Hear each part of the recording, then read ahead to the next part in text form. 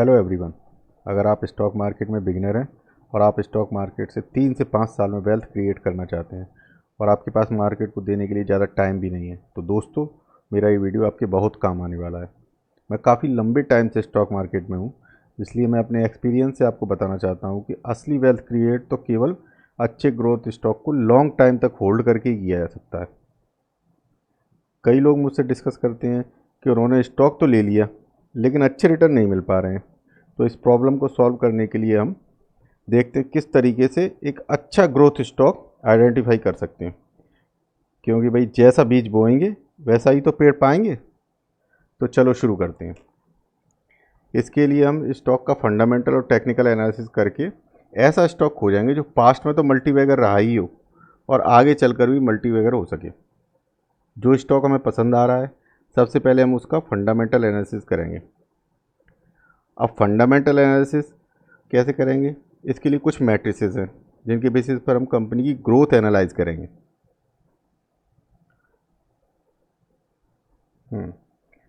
तो सबसे पहले आया है रेवेन्यू, जिसे हम सेल्स भी कहते हैं।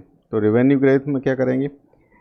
सबसे पहले हम पिछले 5 साल का कंपनी का सेल्स डाटा है उसको एनालाइज करेंगे। जो रेवेन्यू ग्रोथ होनी चाहिए वो 10 से 15% ज़्यादा बढ़ती हुई होनी चाहिए, और अगर रेवेन्यू ग्रोथ 20% से भी ज़्यादा है तो समझो एक्सीलेंट ग्रोथ है। अब इस सब के लिए हमने एक एग्जांपल लिया है L&T इन्फोटेक का। ये केवल एक एग्जांपल है, कोई बाइंग रिकमेंडेशन नहीं है। हम लास्ट 5 ईयर्स का रेवेन्यू डाटा देखेंगे तो कंटिन्यूस कांस्टेंट ग्रोथ देखने को मिलती है। 2017 में जहाँ 6,500 करोड़ से 2021 में 12,369 करोड़ यानी कि 12,369 करोड़ हो जाता है, जो कि एक बहुत अच्छी रेवेन्यू ग्रोथ है।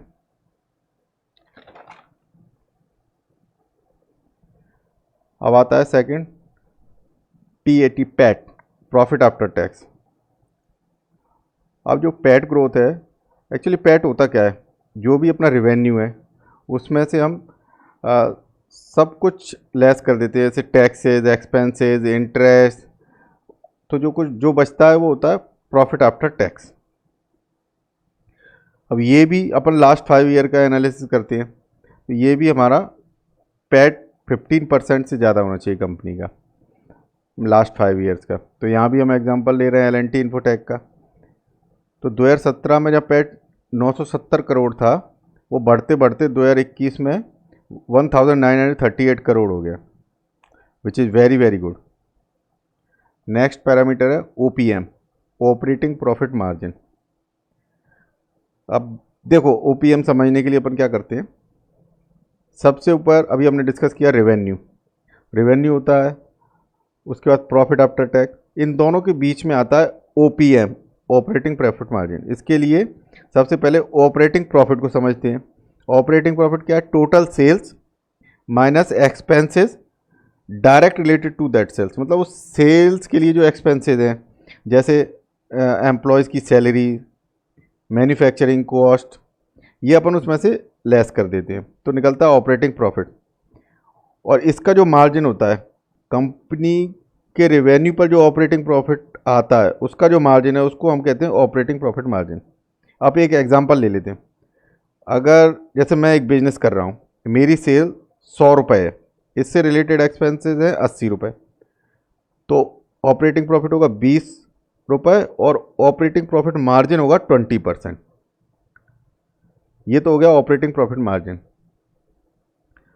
अब हम क्या समझते हैं कंपनी के ऑपरेटिंग प्रॉफिट मार्जिन में? तो अपन 2 सिनेरियो लेते हैं। पहला सिनेरियो क्या है? अगर मेरा रेवेन्यू हर साल बढ़ रहा है और मैं अपने एक्सपेंसेस को सेम रख रहा हूँ, तो क्या होगा?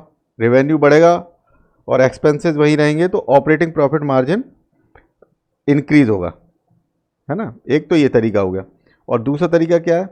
अगर हम रेवेन्यू सेम रखते हैं, ठीक है, और एक्सपेंसेस को मैं किसी भी तरीके से कॉस्ट कटिंग से, या मैं बहुत बड़े कोई मशीनरी ले आया जिससे मेरी जो मैन्युफैक्चरिंग कॉस्ट है वो कम हो गई, तो उससे क्या होगा?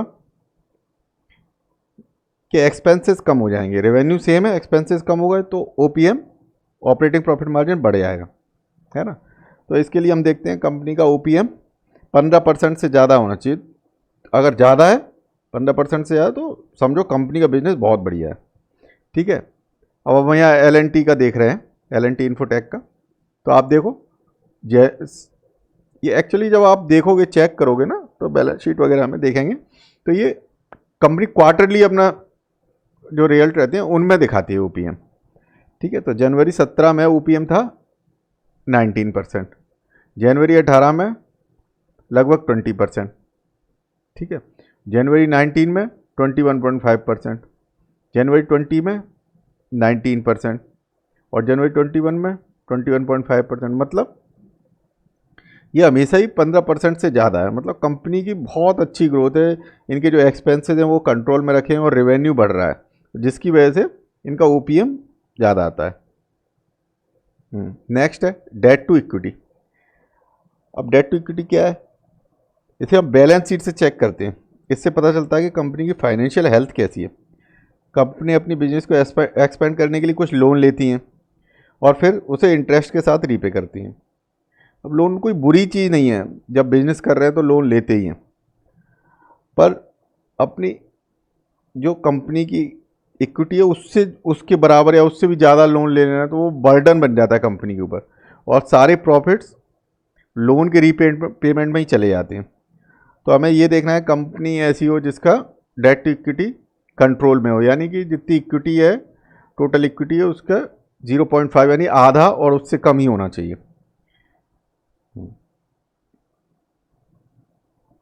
अब जब 0.5 टाइम से कम होगा तो जो हम क्राइटेरिया हमने सेलेक्ट कर रखा है उसमें वो कंपनी फिट हो जाएगी। जैसे हम L&T इन्फोटेक को देख रहे हैं, तो आप देखो 2017 से 2019 तक डेट जीरो था, बिल्कुल था ही नहीं उनके पास। अभी भी लगभग डेट फ्री कंपनी है, 0.01 टाइम से ये टोटल जो इक्विटी है कंपनी की उसका 0.01 टाइम से, मतलब ना के बराबर है। तो ऐसी कंपनी ग्रोथ कंपनियाँ होती हैं। होता क्या है, जो कंपनी अपना अब एक्सपेंड तो सभी कंपनी करती हैं, अब ये कंपनियां कैसे करती हैं, जो इनका प्रॉफिट होता है उस प्रॉफिट को सेव करती हैं अपने पास और उसी को अपने दूसरे सेगमेंट्स में लगाती हैं या जहाँ पे एक्सपेंशन कर रही होती है वहाँ पे लगाती हैं। तो इन्हें लोन ये कम से कम ही लेती हैं, ठीक है। तो अब नेक्स्ट आता है आरओई। आपने जनरली सुना होगा आरओई। आरओई क्या होता है, रिटर्न ऑन इक्विटी। एक्चुअली क्या होता है, जो कंपनी के जो एनुअल रिटर्न आ रहे हैं, जो भी रिटर्न आ रहा है उसको हम डिवाइड कर देते हैं total equity of the company. मतलब जो भी इक्विटी अवेलेबल है कंपनी के पास, जो यूज़ कर रही है कंपनी, उससे अपन डिवाइड कर देते हैं और जो रिजल्ट आता है वो होता है आरओई, और ये होता है परसेंटेज टर्म। अगर आरओई 15% से ज़्यादा है तो समझो कंपनी टोटल इक्विटी को लगाकर बहुत अच्छा प्रॉफिट जनरेट कर रही है। और अगर अपन यहाँ L&T इन्फोटेक को देखें तो 2017 में लगभग 31% था, 2018 में ये 29% था, 2019 में फिर ये लगभग 31% हो गया, 2020 में ये 28% हो गया और 2021 में जब ये पेंडेमिक का टाइम रहा तब भी कंपनी ने 27% के करीब आरओई जनरेट किया। मतलब कंपनी का जो प्रॉफिट जनरेट कर रही है कंपनी टोटल इक्विटी में से, वो बहुत ही अच्छा है। अब नेक्स्ट आता है अपना मार्केट कैपिटलाइजेशन। आपने सुना होगा मार्केट कैप कंपनी का होता है। अब अपन ये जो क्राइटेरिया ले रहे हैं उसमें 500 करोड़ से ज़्यादा का मार्केट कैप होना चाहिए। मार्केट कैप क्या है, जो कंपनी के टोटल एसेट है, टोटल जो इक्विटी है, उस ये सब मिला के कंपनी का मार्केट कैप होता है, ठीक है। और जो हम बात कर रहे हैं L&T इन्फोटेक का, इसका टोटल मार्केट कैप है 70,229 करोड़। तो जो हमारे क्राइटेरिया उसमें ये भी आ रही है ये। तो ये 6 हमारे मैट्रिसेस हो गए। तो हम समराइज कर लेते हैं इसको। पहला है सेल्स ग्रोथ ऑफ 5 ईयर्स जो कि 15% से ज़्यादा होना चाहिए। दूसरा है पैट ऑफ 5 ईयर्स जो कि 15% से ज़्यादा होनी चाहिए। ओपीएम वो भी 15% से ज़्यादा होना चाहिए। डेट टू इक्विटी जो कि 0.5 टाइम्स से कम होना चाहिए। ROE यानी कि रिटर्न ऑन इक्विटी ये भी 15% से ज़्यादा होना चाहिए। और मार्केट कैप 500 करोड़ से ज़्यादा, मतलब एक कम से कम एक स्मॉल कैप कंपनी तो हो। स्मॉल कैप कंपनी होगी तो आगे जाके उसकी ग्रोथ भी हो सकती है। और हालांकि ऐसा नहीं है कि इससे छोटी कंपनी ग्रोथ नहीं करेंगी, वो भी ग्रोथ करती हैं, पर उसमें थोड़ी रिस्क एपेटाइट बढ़ जाती है। और अगर अपन बिगिनर हैं तो अपन कोशिश ये करेंगे कि कम से कम स्मॉल कैप से शुरू करें। और जिस कंपनी के बारे में अपन बात कर रहे हैं ये एक लार्ज कैप कंपनी है। अब नेक्स्ट आता है टेक्निकल एनालिसिस। अब जब हमने फंडामेंटल एनालिसिस पे अपने फिट बैठ गई ये कंपनी, तो हम उसके चार्ट पर जाएंगे। अब चार्ट पर हम जाएंगे तो देखेंगे जैसे L&T इन्फोटेक है, इसका अपन ने लास्ट 5 ईयर्स का चार्ट देखा, तो इसमें अपन क्या देखेंगे कि 2016 में ये कंपनी थी लगभग 700, इसकी वैल्यू थी लगभग 700 रुपये, जो कि 2021 तक बढ़ते बढ़ते 4200 के करीब पहुंच गई। मतलब लगभग 6 टाइम्स इसका शेयर बढ़ गया, यानी कि 700% रिटर्न दिए।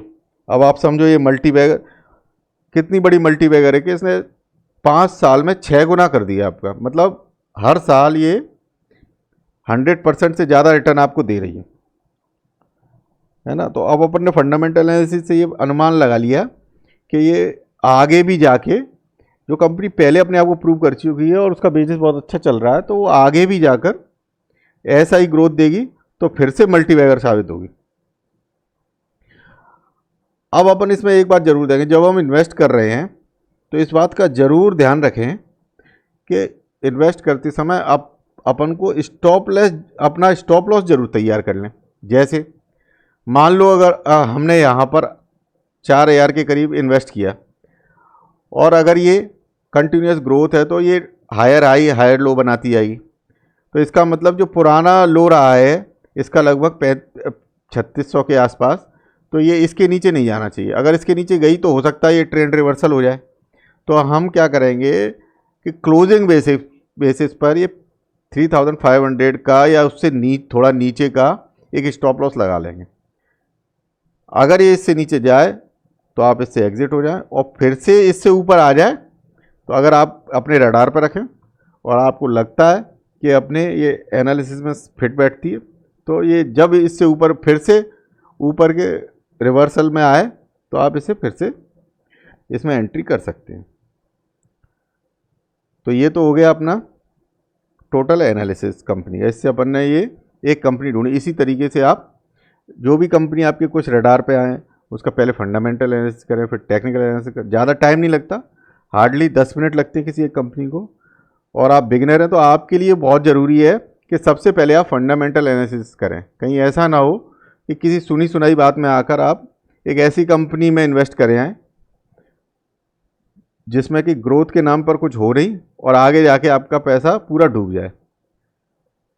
तो हम अब वीडियो को यहीं ख़त्म करते हैं। अगर आपको मेरा ये वीडियो पसंद आया हो तो वीडियो को लाइक, शेयर और सब्सक्राइब जरूर करें, ताकि मैं आपके लिए इसी तरह के और वीडियोस बनाता रहूं। Keep investing. Thank you.